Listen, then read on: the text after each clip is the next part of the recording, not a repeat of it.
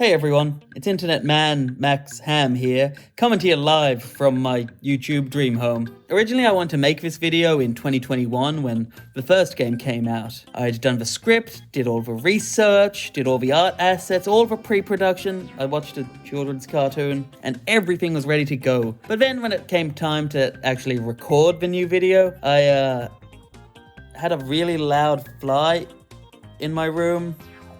And it was really loud and big, and it just ruined the whole vibes. So I scrapped the whole video, as one does. All those hours of work down the drain. But now, we stand at the precipice of a new Nickelodeon All-Star Brawl. So join me, ladies and gentlemen, on this chance to make things right as we go on a way to obsessive journey. And imagine what would happen if that one chalk cartoon got into the Nickelodeon SpongeBob Smash Bros. Game. It's time to enter the chalk zone.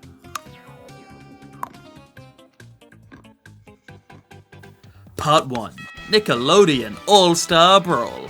Nickelodeon All-Star Brawl was a 2021 platform fighter from Ludosity, Fairplay Labs, and Game Mill Entertainment that combined some of the planet's most beloved cartoon worlds with fast-paced technical action. It was a delicious blend of Nickelodeon's green slime with Melee's sweaty gameplay. Yum. The game was clearly made with limited resources, and was essentially the latest entry in a long line of low-budget Nick games for kids, but by giving it to a studio like Ludosity, whose previous game Slap City showed immense love for the platform fighter genre, Nick All-Star was able to transcend its shovelware status. It was far funner than it had any right to be. I remember that when it first came out, Sora had joined Smash shortly after, and that dude felt like controlling the blob in a lava lamp compared to the chaotic typhoon that was All-Star Brawl. It was a junkie's fix of a platform fighter, a quick and dangerous hit of mechanically technical, but still kinda mindless button mashing, coated in a nostalgic cartoon paint job, and it was wonderful. For all its jank, it felt so damn fun to hold forward and press buttons in this frenetic game, and CatDog was both of my spirit animals. NASB1 was a bumpy ride, but a very fun one. Between Nick All-Star Brawl and Multiversus, it's been great to see big companies have more faith in platform fighters and allow developers to innovate and refine the genre and move it beyond the shadow of Smash, while maintaining its crossover spectacle. If our future is going to be corporate branded hell, I'd at least prefer it to take the form of Smash Bros. Clones. It's great that despite its limitations, the first game did well enough to bring us Nickelodeon All-Star Brawl 2, which seems to have a lot more confidence and budget from Nickelodeon's end, and a dev team eager to flex their design muscle. But we gotta talk about the roster. Mostly, the rosters for both games have pandered to me specifically, and have therefore been very good. I mean, they've got the Angry Beavers. A great mix of icons, fan favorites, and oddballs, as well as some inspired picks like iconic fan favorite oddball Nigel Thornberry, or Reptar from Rugrats, who completely sidesteps the moral dilemma of whether or not it's okay for Patrick Star to suplex a baby. But the roster isn't perfect, especially as the sequel's huge mechanical and graphical rehaul and tiny 2-year dev cycle meant that there were significant cuts. They euthanized both ends of my cat dog, and that's just double the trauma. And the two games have split custody of the Ninja Turtles, as if a really messy divorce happened. But obviously, the biggest problem is that they didn't get Chalk Zone up in this joint. Part 2. Chalk Zone. So back in 2021, when the first game got me on a bit of a Nicktoon nostalgia high, I spent a couple of days rewatching Chalk Zone. All of Chalk Zone. If you saw me at a party during that time and asked, "Hey Max, what do you do?" I'd say, "I watch Chalk Zone," except I wasn't going to any parties, because I was in the Chalk Zone. Created by Bill Burnett and Larry Huber, Chalk Zone is an animated show whose theme song goes way harder than it needed to. The show was produced by Nickelodeon and Frederator Studios, ran from 2002 to 2008, and stars a young boy named Rudy Tabootie, voiced by E.G. Daily. I'm glad my education didn't go to waste and I'm able to make good use of my skill of slightly rewriting Wikipedia articles. Rudy discovers magical chalk that allows him to create portals to the realm of chalk, the titular Chalk Zone.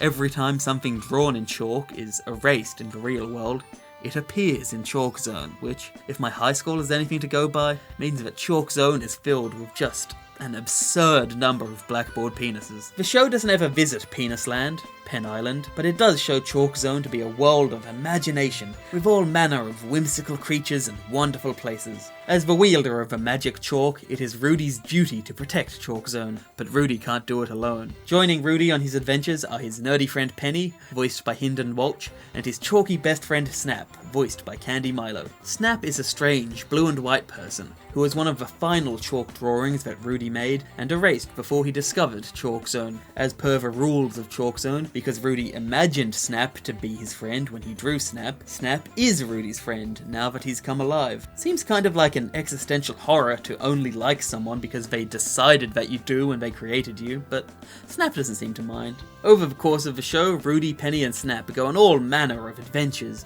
exploring Chalk Zone and preventing it from being discovered by the outside world. Any surface that's ever had chalk drawn on it can be used to make a portal to Chalk Zone, which opens the doors to all kinds of hijinks. It's amazing the amount of chalk-themed escapades these kids get tangled up in. Reminds me of how I always seem to end up going on whiteboard marker-themed adventures after I huff them.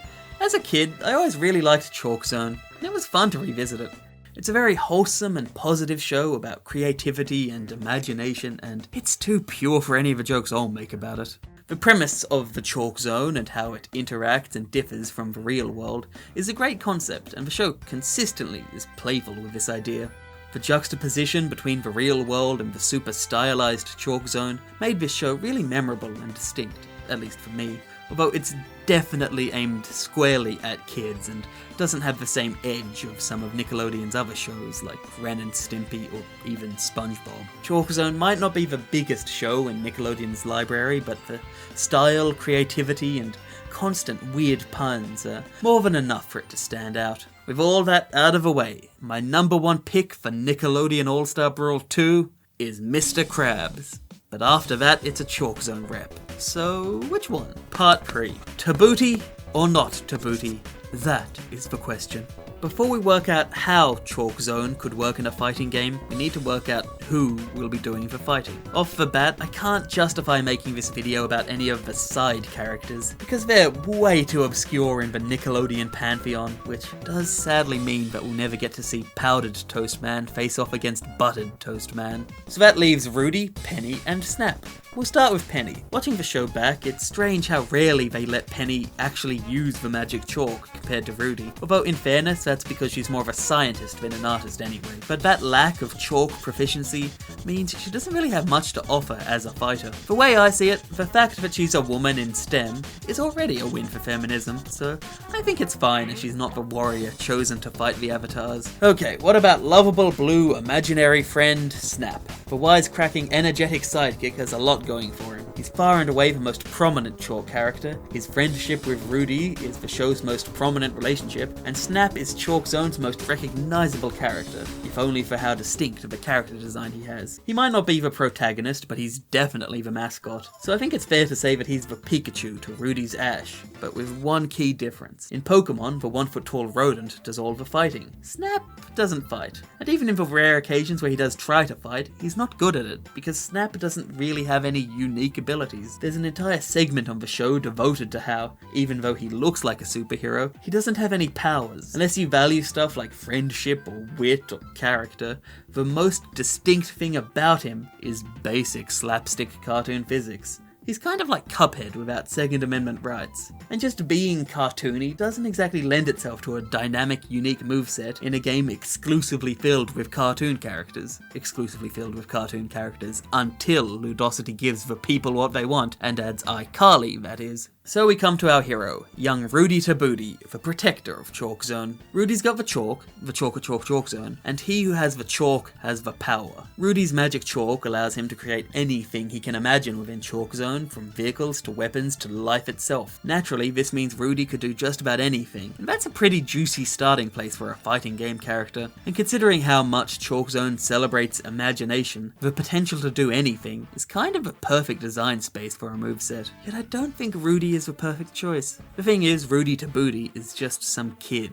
We've already seen basic kids, Lincoln and Lucy Loud and Gerald and Helga, join the NASB rosters, as well as some slightly less normal kids like Aang or Toph or Danny Phantom. On top of that, we have Jimmy Neutron, who muscles in on Rudy's niche of being an average kid who can do anything with chalk by being an average kid who can do anything with science. And when it comes to other potential fighters, Rudy is competing with Timmy Turner, an average kid, that no one understands, who can do anything with magical wishes. So once you factor in the Jimmy Timmy power hour, Rudy Tabootie doesn't seem so special, does he? My point is, if Ludosity was to start adding the main character from every Nickelodeon show, suddenly we have characters like Timmys and Jimmys and Rudys everywhere. We'd have a problem. The roster would be filled with children.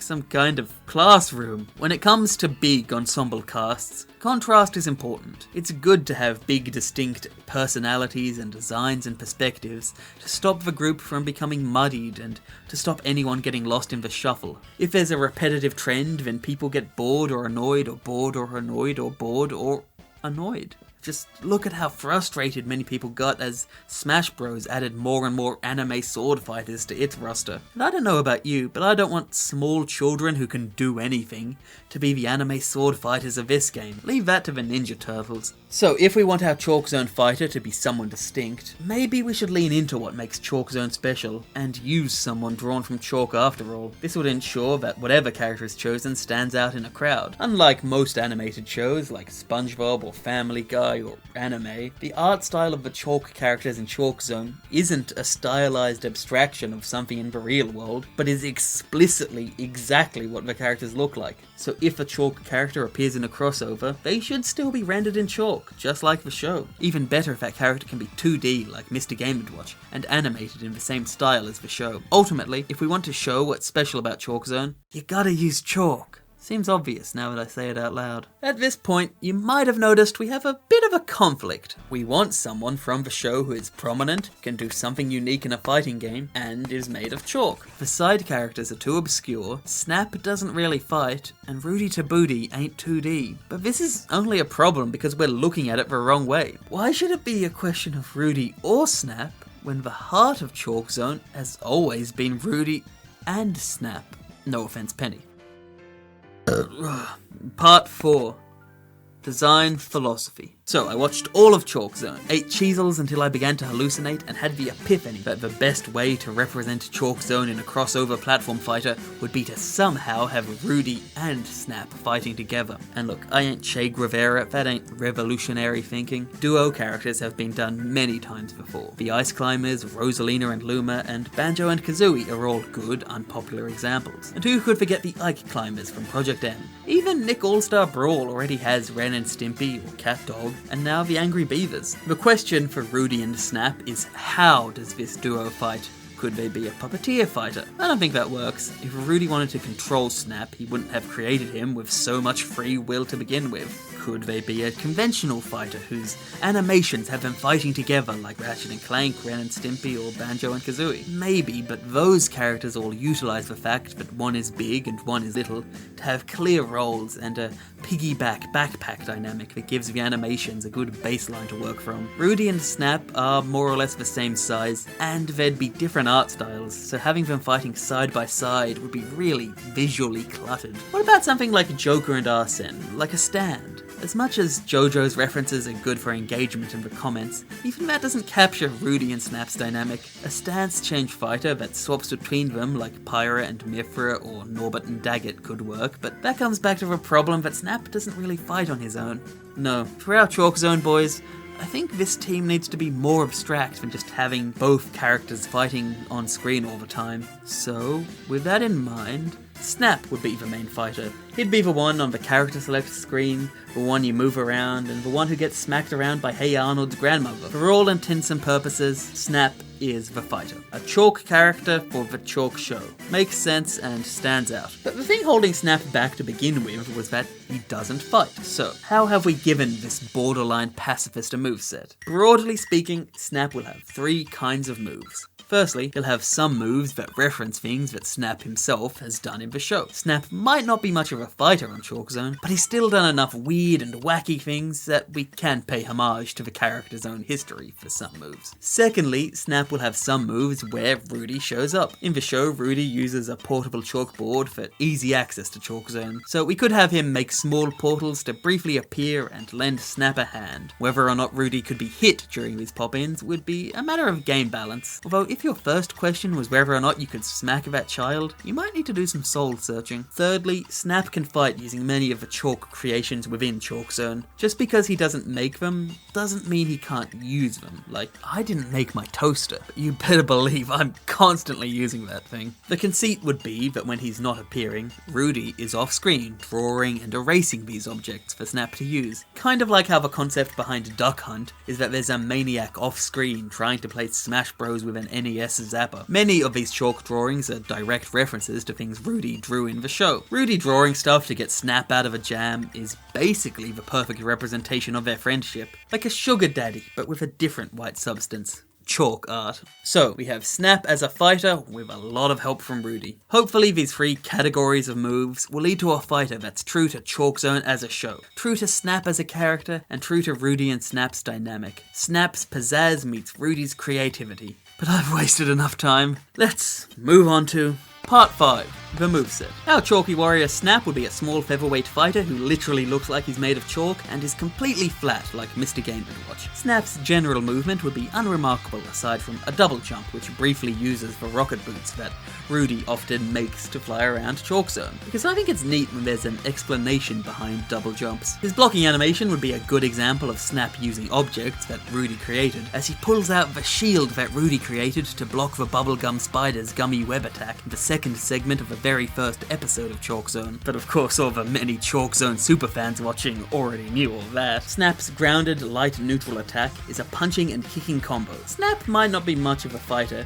but occasionally Snap snaps, in which case he has no inhibitions about throwing hands. He's just not very good at it, and that would be reflected in this move, which would have good frame data, but pitiful range, minuscule damage, and not elegantly work as a combo starter or setup tool. Snap's neutral air is nightmarish as he sprouts several extra fists to get a little too handsy. Horrifying, but handy, a good all-purpose and very literal multi-hit move to get people away from Snap. Snap's horizontal grounded attack is Chalk Jab. Rudy appears beside Snap using a portable blackboard portal and pokes forward with some chalk. In the show, Rudy occasionally throws his magic chalk, which draws rope behind it, which is the basic idea behind this attack. As for Snap, he does a short-range punch that links into the chalk attack.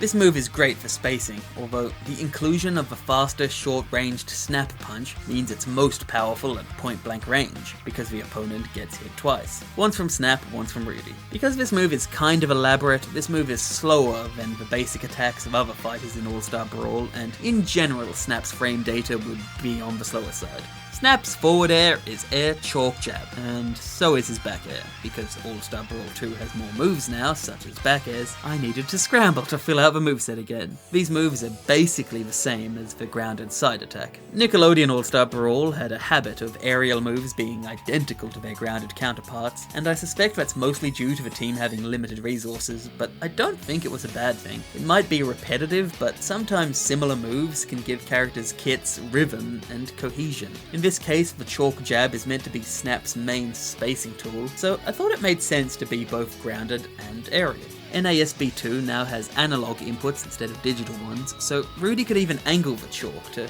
make Snap even more annoying. Also, we should probably talk about Snap's archetype. So in Chalk Zone, the citizens of Chalk Zone are officially known as zoners. Hey there, zoners! How's it poppin'? Most zoners aren't as lucky as me. Camping is a good way to exercise. Snap is literally a zoner. But even aside from that coincidence, I think Snap playing at long range makes sense. Snap doesn't like fighting, so him wanting to stay back while Rudy saves his bacon is true to form. On top of that, these games love homages to Smash characters, so yeah, I guess Snap from Chalk Zone is a Belmont now. Dracula beware. Snap's uplight is Mega Fist. This is actually two references in one. At one point, Snap is starring in a superhero movie, and his character has an attack called a Mega Fist. Do not make me use my Mega Fist! Although, we never get to see it, so I'm fixing that injustice over a decade later. I decided to punch up this upward punch with a boxing glove. Rudy initially draws the boxing glove around his own hand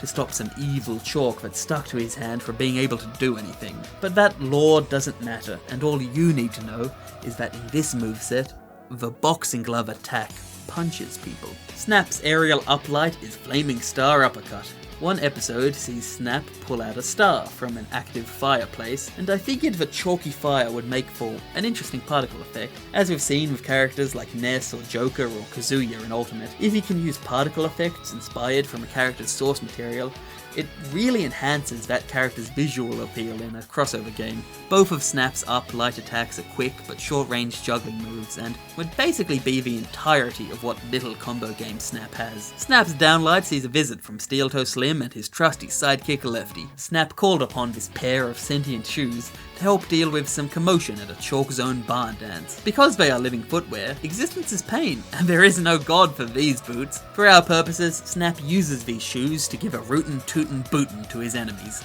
to use the technical parlance. This move would be relatively slow for a light attack, but very powerful. Of course, how can you have a stomping attack without a spike? The grounded move would lay down the law on anyone who loiters by the ledge too long, and the shoes also make an appearance in Snap's aerial downlight. Compared to its grounded brethren, this move would be much faster but just as deadly. Getting underfoot is the last thing you want to do once Snap starts wearing that cowboy hat. Snap's dash attack is the Candy Cane Charge. Snap lunges forward with the intent to turn his enemies into the ghosts of Christmas past. This move puts the sweet in sweet spot, although assuming Nickelodeon All-Star Brawl's dash attack cancels still exist, the stronger tipper hitbox is more for damage than killing, because it's reasonable to assume that you'll combo the move into something else. Yet again, this attack is something that Snap does in canon. Speaking of canon, Snap's neutral strong, or horizontal charged, or whatever they're calling forward smashes in this game, is a cannon. Rudy's drawn up cannons a couple of times throughout the show's run, so I think it makes sense if a Chalk Zone fighter uses one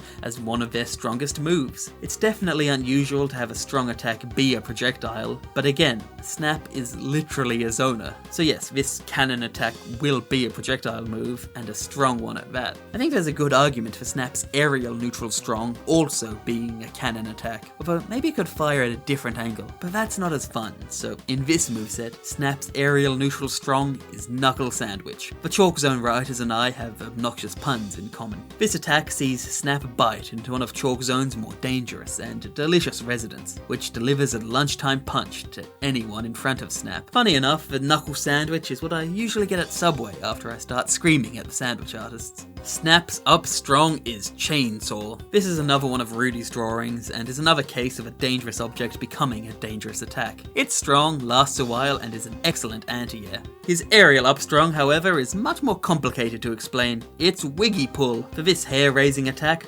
Rudy appears out of a portal with a strange creature on his head. This creature is called a Wiggy, not to be confused with another word. In Chalk Zone, Wiggies are monstrous creatures that feed on human hair. At one point, one latches onto Rudy, and Snap tries his best to remove it. That moment is what's being referenced here. Like many up strongs, or like losing your hair in general, this move would be devastating. So I was in the middle of recording the video when the microphone that I was using just decided to die, because apparently this video is cursed and no recording session can go unpunished. I figured it was either wait until Nickelodeon All-Star Brawl 3 or change mic, so we're gonna change the audio here on out. just deal with it. Snap's down strong is Werefrog Bite. A werefrog is kind of like a werewolf, but with a frog instead of a wolf. Or it's kind of like a werehog, but not stupid. In Chalk Zone, Snap is bitten by a frog and cursed to become this monstrous creature, but it's only for a really short segment, so you don't need to worry about him. In the show, this is about as violent as Snap ever gets, so for a fighting game adaptation of the character, it makes sense for Snap to anamorph into an evil frog for at least an attack. If SpongeBob and Lucy Loud can bite, so can Snap.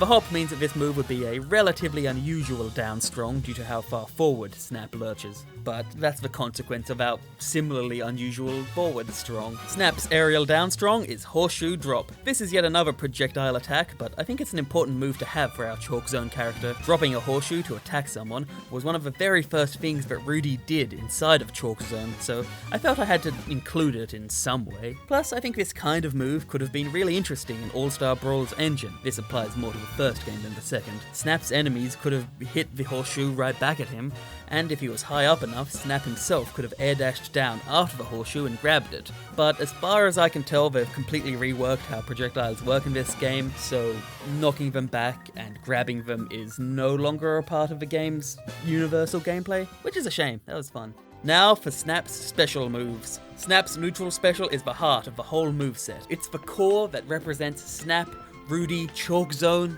and creativity itself. Snap's neutral special is Rudy, you gotta draw something! Hold of a button. Snap begins to panic, but Rudy appears, chalk in hand, and now it's time to draw. Use the analog stick to move Rudy through the air and draw whatever you want. Make your own attack, sculpt your own hitbox. Think of Rudy like a mouse cursor drawing a line, and when he's done, when you stop pressing the button, the line automatically fills in, creating a potentially huge lingering hitbox. Weird angles, cheap edge guards, messages to the enemy, or whatever you can draw with a single line, the more possibilities this move allows for, the better. This move could be busted. This move could be near impossible to program. This move could be used to troll or draw terrible things, but if done right, I think this could be used for pure player expression. For all its silly puns and musical numbers, for all its wacky characters and silly monsters, Chalk Zone is fundamentally about imagination and creativity. So the goal for this move is to capture even a fragment of that in a platform fighter, and hopefully not in a way that sets the whole game on fire, like the last guy who tried to do that. Now, the move would have drawbacks. It would be slow, very telegraphed, and if Snap and maybe Rudy is hit, and there would likely be a limit on the time you can spend drawing before the move ends automatically. And because it's so committal, this move wouldn't have much use in neutral or disadvantage. Still, once you have the upper hand, the move offers a blank canvas with which you could hassle, overwhelm, and trap your opponent however you see fit.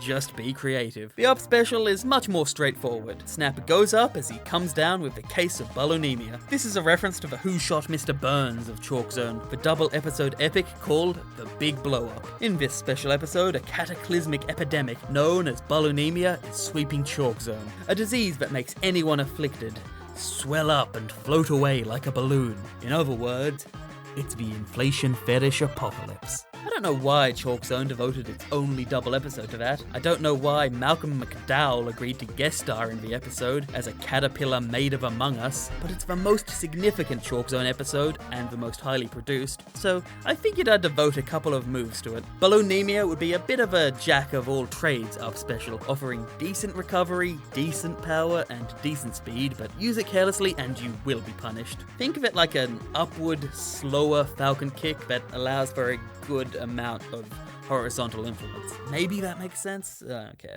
The down special is Eraser. Snap cautiously holds out one of the deadliest weapons to the citizens of Chalk Zone, a chalkboard eraser. Then, Snap swipes down with it. This in itself is a powerful strike, but that's not what makes this move so special. Firstly, the swipe leaves behind a streak of nothingness. This streak is a lingering void that stays around for a few seconds, instantly deletes any projectiles that pass through it, and deals damage to anyone who comes into contact with it. It's like a narrower version of Piranha Plant's poison or April's camera. Secondly, both the eraser swipe and the lingering streak of nothingness apply a special status effect to anyone who is hurt by these attacks. This status effect is known as erasure, and basically means that characters hurt by these attacks begin to fade away. As a fighter takes more and more erasure damage, they will appear more and more transparent. Take enough erasure damage, and a fighter can disappear completely and have their stock literally erased. They will be destroyed on the spot. But Snap will have to work hard to actually erase someone. To be erased completely, a fighter would have to, for instance, be struck by a few eraser strikes in quick succession, or spend a significant amount of time inside of a streak of nothingness. The erasure effect would also wear off after a few seconds, so while the effect adds decent pressure, Snap isn't quite an evil force of destruction, making everyone disappear. He's Snap from Chalk Zone, not the Snap from Thanos. Lastly, Snap's side special is the Hoovac 3000. Unlike other moves, which involve objects made of chalk, this vacuum cleaner is actually from the real world, although it does find its way to Chalk Zone, where it nearly destroys the universe. Snap holds onto the Hoovac for dear life at one point, and I felt that moment could work as a powerful moving attack, sort of like Inkling's Splat Roller, only it's kind of the total cosmic opposite of a roller, because the vacuum cleaner cleans, whereas the roller just makes a Jackson Pollock-ass mess. The Hoovac also applies erasure, just not as severely as the literal eraser. So, Nickelodeon All-Star Brawl 1 had very homogenized grabs and throws across the cast, so I didn't really need to think about this earlier. But now the sequel has Smash-like grabs and throws, but I don't really have time to draw all of them, so for simplicity's sake and sex appeal, let's just stick to this incredibly buff Snap. Pretend that I drew this guy throwing Garfield in every possible direction, okay? The 2021 version of this script said that if Nickelodeon All-Star Brawl did have final smashes, Snaps would be this cool giant robot, and it would be very cool, and the YouTube comments would all say, "Wow Max, cool robot final smash." So yeah, Nickelodeon All-Star Brawl 2 basically has final smashes now. Here's a robot. And that's the moveset. Snap would be a slightly unusual fighter who would excel at keeping his opponents back from mid-range. Once Snap has his opening, he'd be able to use some unusual special moves as part of an oppressive advantage state and lethal punish game. He'd be a fighter with moxie who can do just about anything with a bit of creativity and the help of his best friend Rudy. Other Stuff, Part 6, Other Stuff. Snap's taunt would have him play the triple-necked guitar that he often plays in Chalk Zone's musical segments. For some reason, nearly every episode of Chalk Zone ends with a song, and not a single one of them has anything on the main theme. The stage would just be Chalk Zone. As long as there's a scenic view of a strange chalky world, it's a good Chalk Zone stage. That's the one requirement. Personally, I think it should just be Northern Cave's platform layout, but chalky, because I'm a boring tryhard who likes the competitive stages, but Chalk Zone is such a rich and wacky place that I think any platform layout you can think of is justifiable. I think the background would be most interesting if half the stage is in daylight while the other half is in night zone. There's many landmarks that could be in the background, like the candy cane forest or the big toilet tree, but I think the only mandatory one is the magic chalk mine, which leads me to stage cameos. The magic chalk mine is guarded by the giant and mighty Biclops, who should absolutely make an appearance, if only because it's great to see bi-representation in media. And because he's a giant Cyclops, he can appear far away in the background and still be very noticeable. Other possible stage cameos could be Penny briefly appearing through a portal to Chalk Zone, or one of the show's main villains, Scrawl, flying past with his Beanie Boys. I know that a lot of it sounds like gibberish, but if you binged-watched Chalk Zone in the year 2021, I promise you, you'd be nodding along right now. Conclusion. I've successfully made Nickelodeon content, just like a real Smash Bros YouTuber. Huzzah! Honestly, Nick All-Star Brawl did its job as nostalgia bait, and it was great to look back on old shows like Cat Dog and Chalk Zone. Crossovers can definitely be cynical and corporate, but I think there can also be something really wonderful about looking back on old media. Even the goddamn Chalk Show is culture and artistry and the result of countless hours of human labor and has a message, and none of that should be lost to time, right? I think it's a testament to the silly little cartoon from 2002 that over 20 years later its spirit of creativity and imagination was strong enough to inspire a cynical, grown-ass, overly nostalgic, cheesel-eating man to make a YouTube video and monetize it. But do I recommend going back and watching Chalk Zone yourself? Not unless you have kids or are a kid, because it's a fun show, but it's pretty committed to just being a wholesome, positive show for children. Although this one review I found thinks it's a bit too wild for some kids. Ren and Stimpy would give that reviewer an aneurysm. Incidentally, if you are a kid, why are you watching my videos? I know I put SpongeBob in the thumbnail, but that doesn't make this video for kids. This is an adult video featuring SpongeBob. I make jokes about inflation fetishes. We're very mature around here. I'm glad Nickelodeon All-Star Brawl 2 has given me this chance to salvage this video. These games are far from the polished AAA juggernaut of Smash Bros, but there's something scrappy about them that I really like. As a design exercise, moveset concepts beyond Smash are interesting as well. Cartoon characters simply need to be adapted in different ways to game characters. Plus, if we want platform fighters to thrive and evolve, we need to not let Smash Bros have a de facto monopoly on the genre. So when games like Nickelodeon All-Stars and Multiversus, and especially indie efforts like Fraymakers and Rivals of Aether and Slap City come along, we should turn to them, learn from them, and support them. Now, if only I wasn't too broke to actually buy the game.